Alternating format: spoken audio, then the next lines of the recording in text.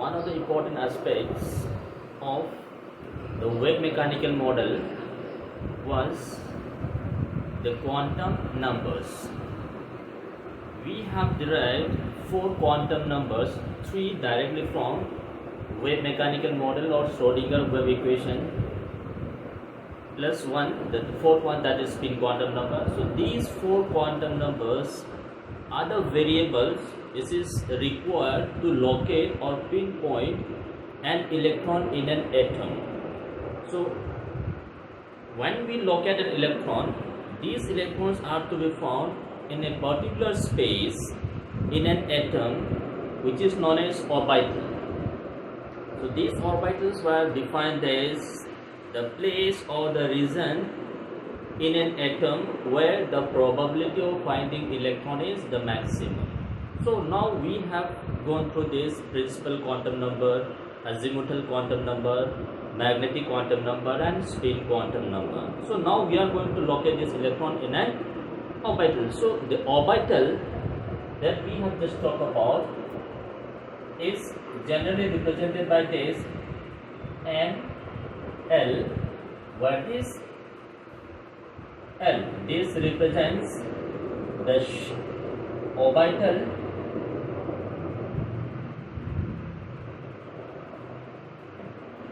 this N represents the principal quantum number,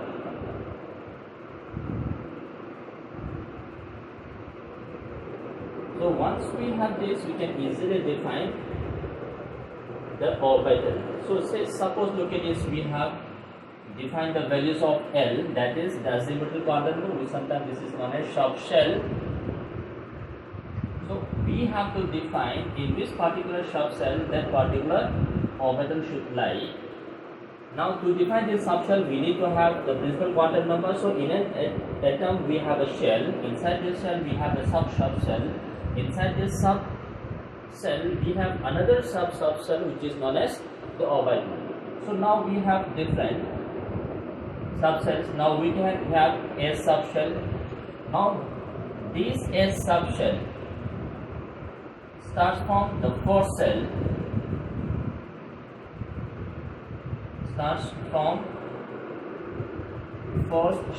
that is N equals to 1. Then we have P subshell. Now P subshell starts from second shell, that is N equals to 2. So N equals to 1. The first shell does not have P. The fourth shell can have S. Now the minimum value of N required for this P subshell to occur is the second, that is N equals to 2. Similarly we have D subshell.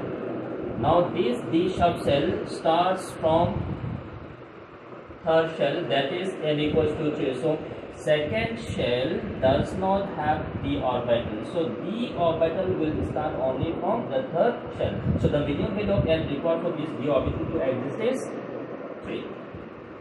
Then we have F subshell. So F subshell starts from the fourth shell, that is N equals to 4. So that means if I say 3F, then this is not possible. Then we have look at this G subshell. G subshell, the minimum value of N required for this G subshell to exist, that is N equals to 5. Similarly now look at this, we have G, H. H starts from 6th shell, that is N equals to 6. Now say we are saying that these are the subshells that could be present in a particular shell. So now look at this, in a particular shell, how many subshells are possible that we can easily define. Now what I am saying is, now we have this subshell, we are going to discuss this orbital. So now look at this, we have this, if I say 1s, so this 1 represents the value of N, that is the principal quantum number, and this S, this represents the value of L equals to 0. So that means if I say 1s, if this 1s is possible or not. Now look at this, L equals to 0. So n equals to 0, n equals to 1. So the value of L is less than the value of n. So we say कि 1s is possible. Now take this case. We have, let's say, 2p. So 2p means p. P represents L. So L equals to 1 here. 2 represents n. So n equals to 2 here. So now look at this. The value of L is again less than the value of n. So this 2p orbital is possible. Now if I say 1p, now look at this. The value of n is 1 here. The value of L is equals to 1. Now look at this. N equals to L. So which is not possible. So we say कि 1p is not possible because the value of L cannot be equals to the value of n. So similarly we can say, now look at this, we have 2d. Let's see if this 2d is possible or not. Now the value of n equals to 2 here. L equals to 2. Again now look at this, the value of n equals to L. So this orbital is not possible. Like this, we have now got this 3d. N equals to 3. L, d represents L, so L equals to 2. So now look at this, the value of L is less than the value of n. So this orbital is possible. So now say we say that whenever we have orbital, so we have to describe this orbital by use of this n and L. What is n represents the principal quantum number, L represents the subshell, and inside this subshell we have the orbital. Now we can similar, let's take this 3f. Now n equals to 3, the value of n is 3.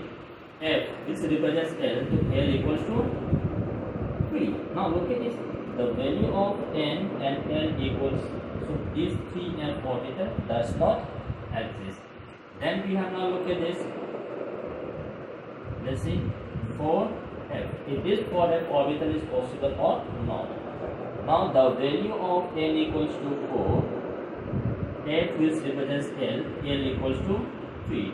The value of L is less than the value of n. So this 4f orbital will exist. So if any orbital given, is it possible or not possible, then we have to take the values of n and n. So the value of L should always be less than the value of n. The value of n cannot be equals to the value of L. So we have this S, L equals to 0, P, L equals to 1, D, L equals to 2, F, L equals to 3, G, L equals to 4, H, L equals to 5, etc. So for this S, P, D, F, G, H, the value of N is always fixed. The only thing is we have to compare with the value of N for a particular orbital to be existing or non-existent. So this is the concept of orbital. So once we have this orbital, now in an atom there is a particular point where the probability of finding electron is maximum. That point is known as orbital, and the place where the probability of finding electron is minimum or 0, that particular point is what we call as node or nodal point. So we are going to discuss next, that is the nodes. We have this node. Node actually represents the point where the probability of finding electron is 0. So from definition point of view, this is point where the probability of finding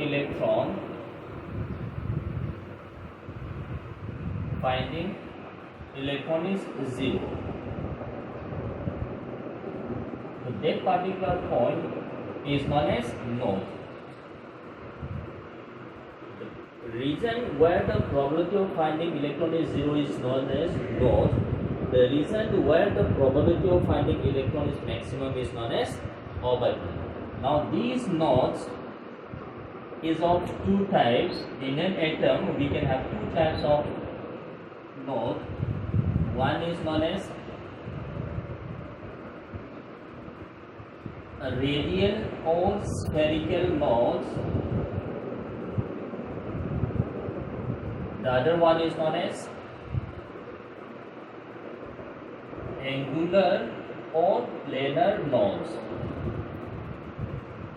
So we have two types of knot that could be found in an atom. So we have a radial or spherical knot. Now, as the word suggests, the radial or spherical knots, these knots depends only on the radial distance r from nucleus. Depends only on a radial distance from nucleus. So as we move from nucleus at certain distance, as the distance from nucleus increases, at certain particular point, then the chances for finding electron is zero. So that particular point along the radial distance where the probability of finding electron is zero, that is known as radial or spherical knots. Now these radial or spherical knots, the number of radial or spherical knots is given by this value n minus L minus 1. So this n represents the principal quantum number, L represents the azimuthal quantum number. So n minus L minus 1, this gives you the total number of the radial or spherical knots possible in a particular orbital. Whereas on the other side we have look at this angular or planar knots. These angular or planar knots depends only on the azimuthal quantum number L, depends only on azimuthal quantum number L. So now this is the plane. This represents the point along the radial distance, whereas this planar knot depends the plane in a particular orbital, a plane in which the probability of finding electron is zero. So we are defining this probability of finding electron zero in terms of plane. There are certain planes along which the probability of finding electron is zero. So this assumed number of angular or planar knots in a given orbital is equals to L.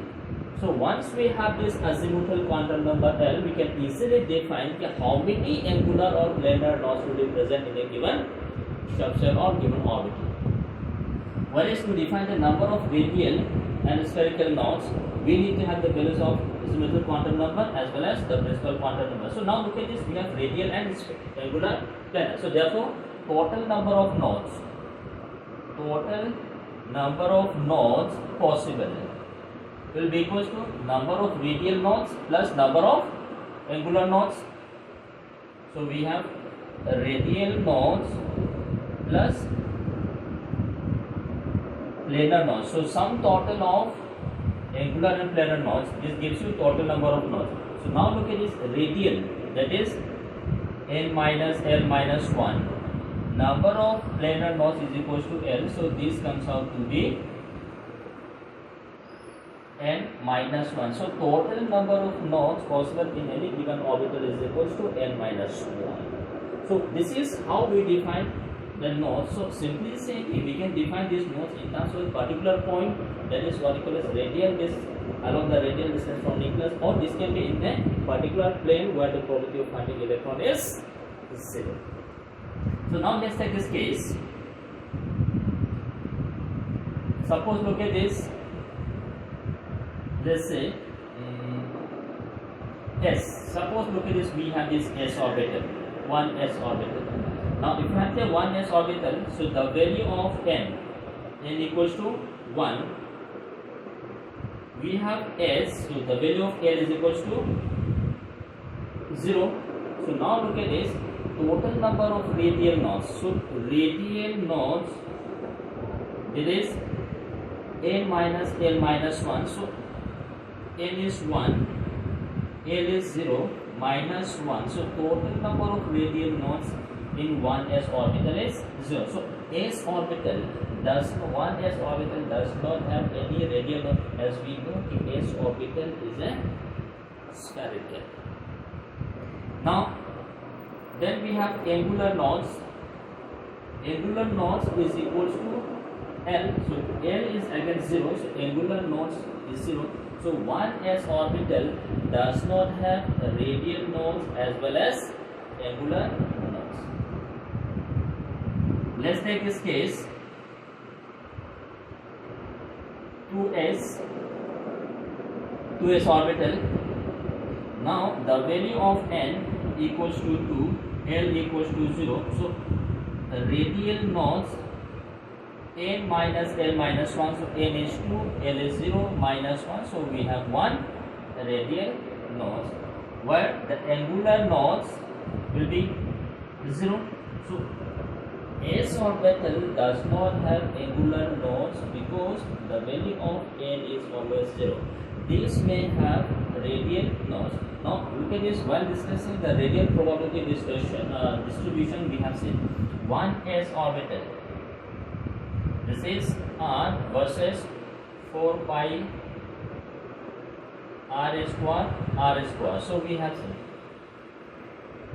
this is a radial probability distribution curve for 1s. This is 1s. Now look at this. There is no particular point along which the probability of finding electron is 0. Now the point at this infinite distance on nucleus we are not considering it. Then take this 2s, 4 pi square r square by r.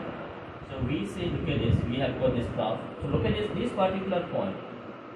This point is known as node. This is the node. So 2s, now look at this. We have one radial node. So this is radial distance from nucleus. So we are having 1. So this is how we define the radial nodes and angular nodes. Now look at this.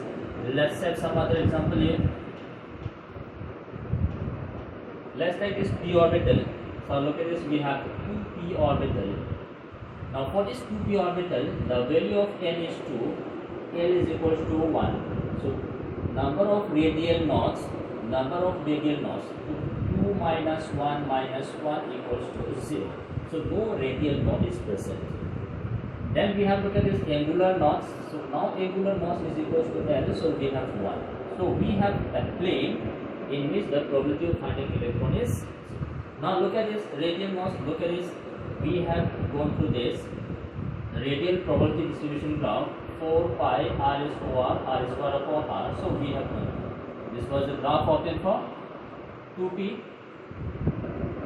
So now look at this. In this, there is no particular point where the probability of finding electron is 0. So therefore, the radial nodes for this 2p orbital is 0. Now, if you look at this, we have one angular node. Now, this p has got 3 orbitals, px, py, and pz. We have discussed. So now look at this. Take this. Suppose this is z, this is x, this is y. Now take this. We have, let's suppose this is pz. The orientation of this orbital is along z axis. Now we have this orientation along z axis. Now since the lobes of this pz are along z axis, now we have to define the angular nodes or the planar nodes. Now this is along z axis. Now take this particular plane.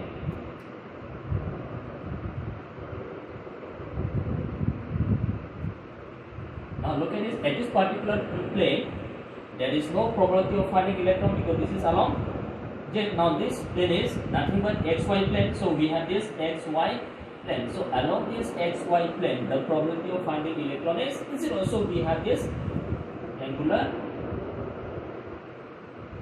node. Similarly, you can take this. Suppose this is z, this is x. Now we have this y. The orbital is along x. Suppose this is px. So we are having px. Orientation is along x axis. If we have this, then take this particular plane.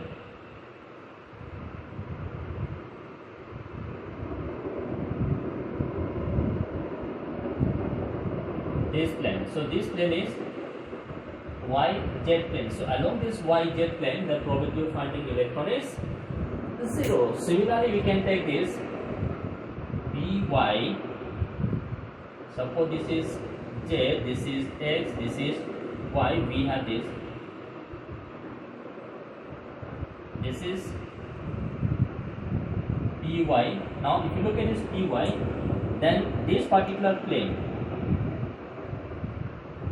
that is zx plane. So this zx plane, the probability of finding electron is 0. So now look at this p orbitals has got one planar knot or the angular knot, but the number of radial knots in 2p is 0. So since the one we have this, once we have this n and n value, we can easily define the types of knots that could be present.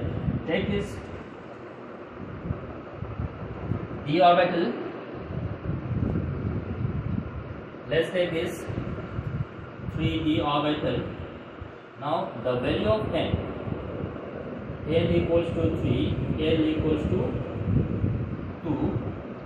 So number of radial knots is equals to n minus l minus 1. So we doesn't have any radial knots here.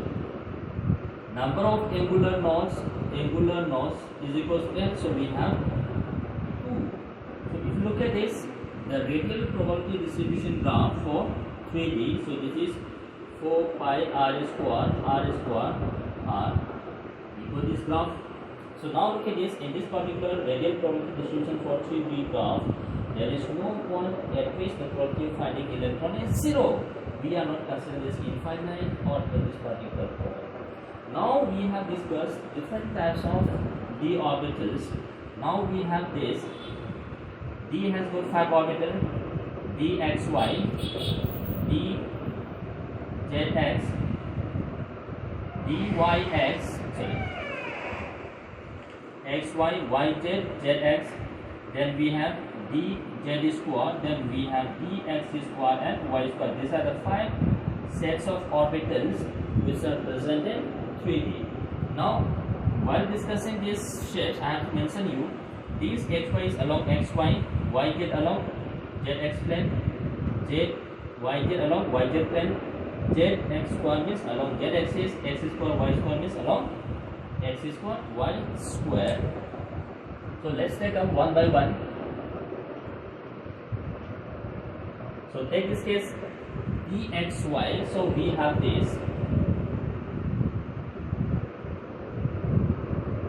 Suppose this is x, this is y, this is z. Now let's take up this dxy. That is the lobes of this dxy is along x and y plane. That is 45 degree in between x and y.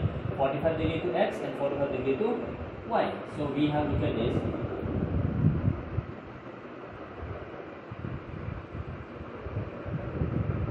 So this is the lobes, direction of lobes. So we say this dxy means in between x and y, or 45 degree to x and y, or simply say in xy plane. Now since these orbital, the lobes are along x and y plane, take this, we have to find this angular knots. Now we have to get this xy. Now if the orientation is along xy, then yz plane and the zx plane, this is yz plane. So if this is the lobes along x and y axis, then look at this. This lobe doesn't have any orientation along yz plane and zx. In this plane, the probability of finding electron is 0. So now look at this. When we say dxy, the lobes are purely in between x and y, or simply xy plane. Now the lobes are on the xy plane. So the remaining yz and zx plane, the probability of finding electron will be 0. Similarly, now look at this. We can have zx. So orientation is along zx plane. So we have yz and xy. That is normal plane.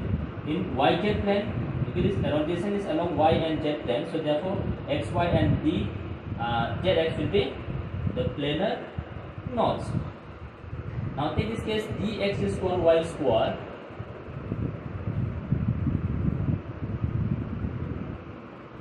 Suppose this is x, this is y, this is z. Lobes are along x and y.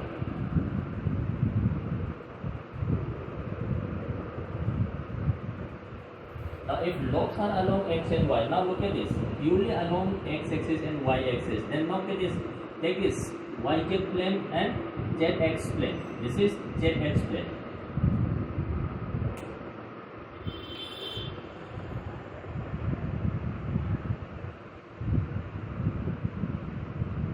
We have a particular plane where probability of finding electron is 0. Similarly, take this plane. Again look at this, along in this plane, again the probability of finding electron will be 0. Similarly, look at this, in this d x square minus y square, we have two planes. Now the final one is dz square.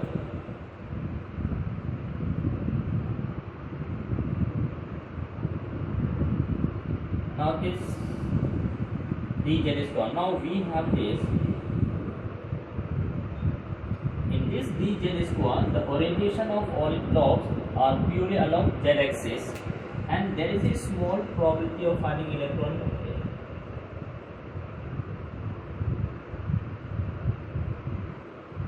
So since this being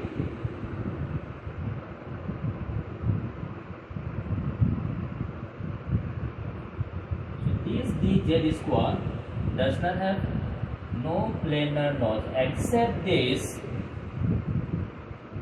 dz square. The d orbitals dxy, yj, zx and dz square will have two planar nodes. So this is how we define the types of nodes and the radial nodes and angular nodes in a given orbital. Having discussed the concept of orbital and different types of nodes possible in a given orbital, now let's go to the energy order of various orbitals present in a multi-electron species. So in a multi-electron species, we have a number of orbitals. Now the question arises, how do we arrange the energies of these various orbitals? Unless we have this energy order, we cannot distribute electrons in a orbital. So now the main task before us is to arrange these various orbitals in their increasing order of energies. So first let's take up energy of those species having only one electron, that is hydrogen or hydrogen-like system. For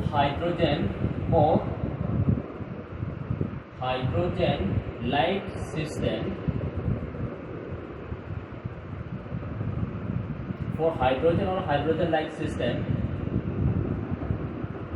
energy of orbitals depends only on the value of n.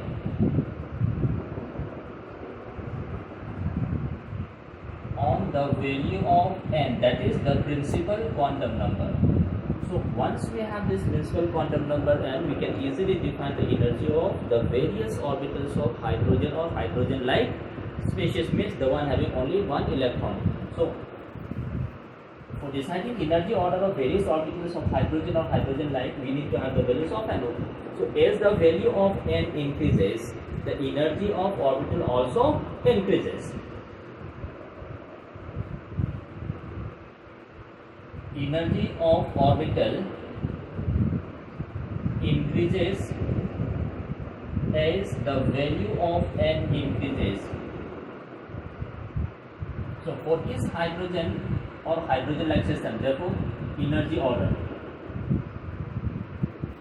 is the energy of 1s is the least, which is less than the energy of 2s.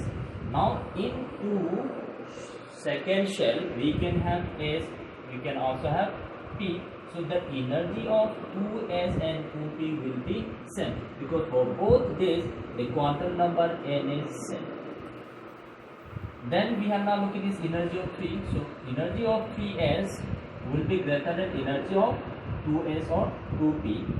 Now in the third shell, so we can have s, we can have p, we can also have d. So therefore the energies of 3s, 3p and 3d orbitals will be same in case of hydrogen or hydrogen line.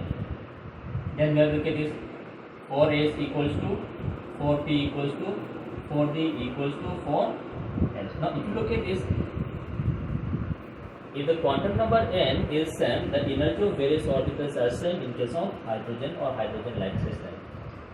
So as the value of n increases, the energy of orbitals also increases, so irrespective of the values of the n. But if we have multi-electron, that is having more than one electron, the energy cannot be decided purely by the values of the principal quantum number n.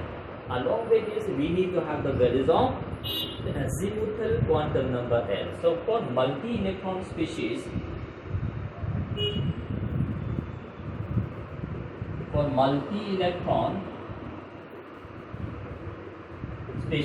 having more than one electron, energy depends on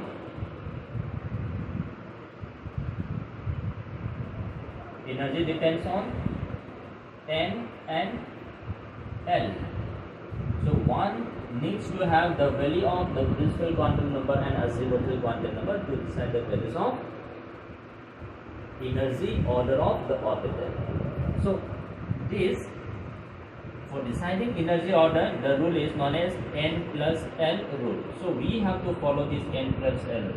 So the orbital having lower value of n plus l will be having lower value of energy, and the orbital having larger value of n plus l will have larger energy. So lower the value of n plus l, lower will be the energy of orbital. So let's say this example. Let's say now we have one s and let's say we have two s. Now for this one n plus l is equals to 1 plus 0, so we have 1. For 2s, n plus l is 2 plus 0, so we have 2. If you look at this, the n plus l for 1s is less than 2s, so therefore the energy of 2s is greater than energy of 1s. Similarly, look at this.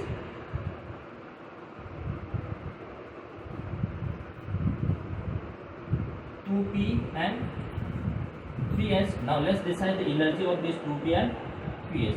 For this 2p n plus l, 2 plus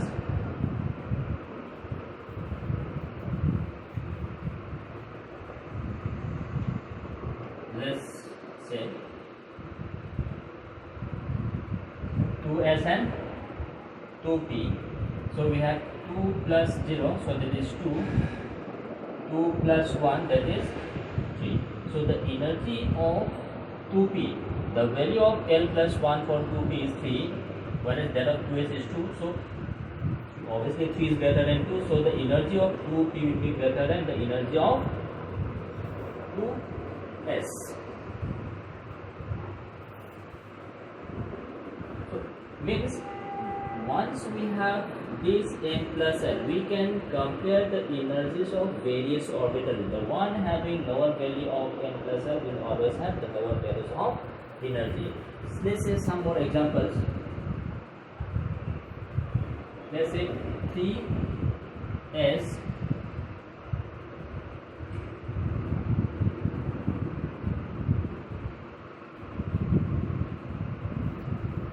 3p and 4s. Let's compare the energy of 3d and 4s. Now n plus l, what is this? 3 plus 2 is equals to 5, whereas 4s is 4 plus 0 equals to 4. So the n plus l for 3d is 5, whereas for that 4s is 4. So therefore looking at n plus l is greater for 3d, less for 4s. So therefore energy of 3d is greater than energy of 4s orbital. So we have different types of orbital, so we can easily compare the energies once we have this n plus l. But the problem arises if two different orbitals has got same n plus L, then how to decide the energy of the orbital? If two orbitals has got same value of n plus L, then the orbital with the lower value of lesser value of the principal quantum number n will have lower energy. The one having higher value of the quantum number n will have higher value. So if n plus L is same, if two different orbitals has got n plus L same value, then energy is decided by the value of principal quantum number n. So orbital with lower value of n, orbital with lower value of n will be having lower energy. So we'll see the example here. Now we have look at this.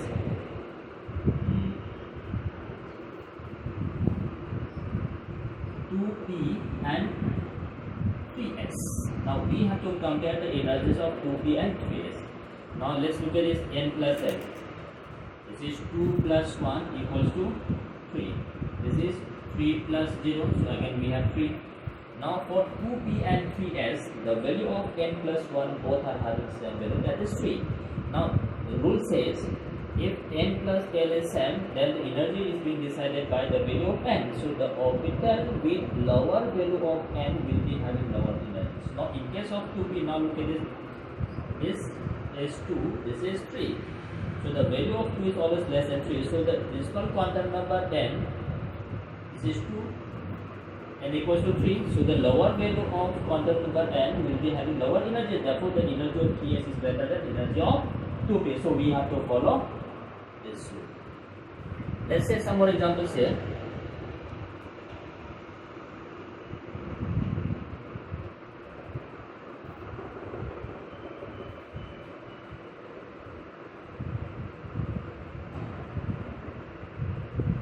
P and